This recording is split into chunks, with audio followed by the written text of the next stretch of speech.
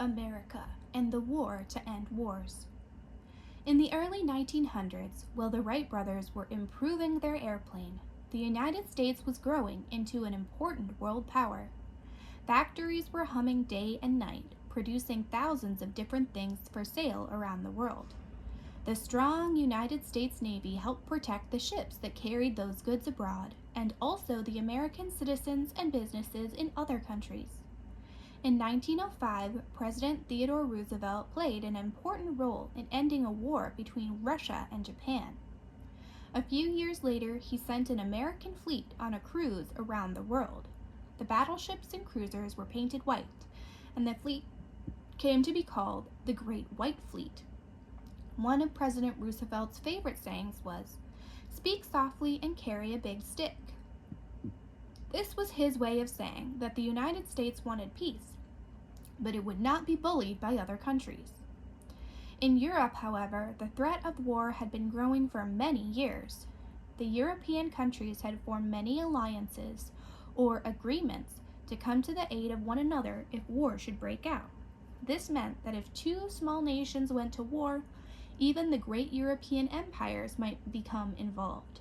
That is exactly what happened in the summer of 1914.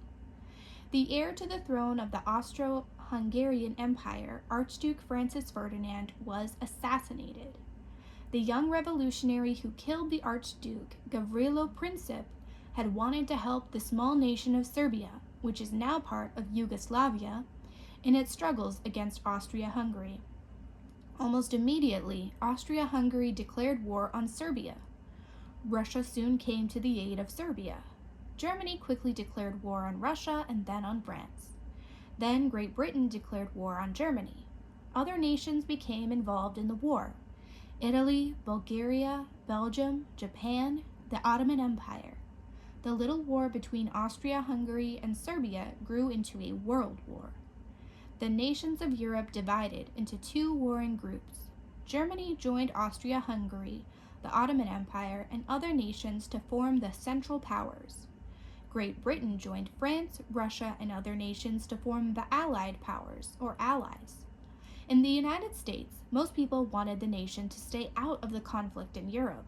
Many people favored the cause of the Allies, and many others leaned to the German and Austrian side, but very few people wanted American soldiers to fight in a war in Europe. Woodrow Wilson was the President of the United States when the war broke out. He felt strongly that the United States should remain neutral and avoid entering the war on either side, but a series of events forced him to change his mind. In February of 1915, Germany announced that it would use its fleet of submarines to blockade Great Britain. The next month, a German submarine sank the British passenger ship Falaba. Among the passengers who were killed was a United States citizen. In May, the American ship Gulflight was torpedoed. It did not sink, but 3 Americans were killed. Then, one of Great Britain's largest and most luxurious passenger ships, the Lusitania, sailing from the United States to England, was torpedoed and sunk off the Irish coast. Over 1,000 of its passengers and crew died. Among the dead were 128 American citizens.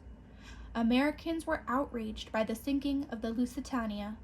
Many people wanted the United States to declare war on Germany and the Central Powers. President Wilson told Germany that the United States would not accept such attacks upon its citizens. The Germans finally agreed not to sink any more passenger ships, but the submarine war continued. More ships were torpedoed, and more American lives were lost. In 1917, Germany told the United States that it would once again sink any ships traveling to or from Great Britain. Then the United States learned that Germany had offered to help Mexico reconquer parts of the United States if the United States should join the Allies. In 1916, Woodrow Wilson had been re-elected as the president who kept us out of war, but he could do so no longer. On April 2, 1917, he asked Congress to declare war on Germany. General John J. Pershing was appointed to command the American Expeditionary Force, which was to be sent to fight in Europe. The first American soldiers, or doughboys, arrived in France in June of 1917. Many remembered that the French had helped the United States in the American Revolution. One of Pershing's officers, visiting the grave of the Marquis de Lafayette in Paris, announced, "Lafayette, we are here. Now it was time for the Americans to help the French." Almost 1.5 million American soldiers served in France, where millions of soldiers had fought and died since the guns started firing in 1914. Both sides were worn out by the war, but neither side had been able to defeat the other. Then the fresh, determined American troops began to turn the tide in favor of the Allies.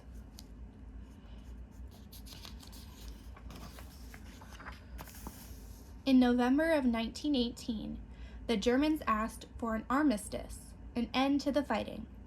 At 11 o'clock on the morning of November 11th, the 11th hour of the 11th day of the 11th month, the fighting stopped. President Wilson had hoped to make this World War the war to end war.